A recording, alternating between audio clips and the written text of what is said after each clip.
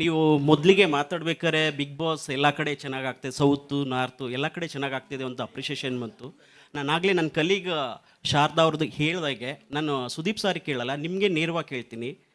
Salman ಖಾನ್ಗೆ big boss 18ಗೆ ಹತ್ತತ್ರ 350 ಕೋಟಿ remuneration ಸಿಕ್ಕಿದೆ ಅಂತ ಒಂದು ರೂಮರ್ಸ್ ಇದೆ. ಸೊ ನಿಮ್ಮ ಕನ್ನಡದಲ್ಲಿ ಏನ್ ಸರ್ ಸುದೀಪ್ ಸಾರ್ಗೆ ನಿಮ್ಮ ಕಂಪ್ನಿ ಅಥವಾ ನೀವು ಎಷ್ಟು ಸಂಭಾವನೆ ಕೊಟ್ಟಿದ್ದೀರಾ? Thank you. All right. Thank you for the question. Let me understand what the question is, then I'll answer.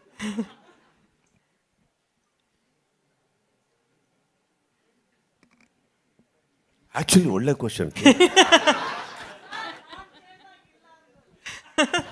You just believe that it's only 354 crores. Yeah, see, you know, market news are more also. I hear in the Hindi market, people talk about 1,000 crores also.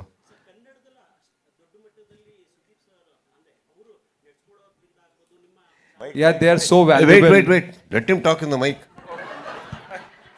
Sir exactly.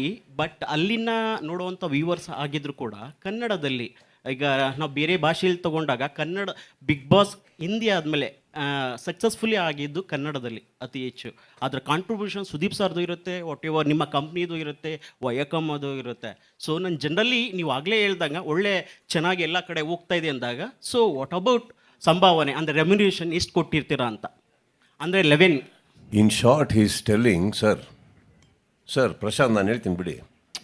What is telling, what you are paying there is okay, but we Kannadigas want to see Sudeep sir being paid more. Exactly.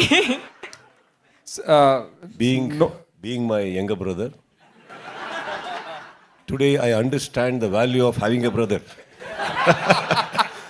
I need better family like this. I need more people like this in my life who think good for me. Sharada ಇಷ್ಟು ಕನ್ಸರ್ನಲ್ಲಿ ಕೇಳಿಲ್ಲ, ಅವ್ರದ್ದು ಬೇರೆ ಲೆಕ್ಕಾಚಾರ ಆಯ್ತು ಅವ್ರದ್ದು. Sir, noted. Sir, request noted. Thank you for sharing your feelings. Request noted.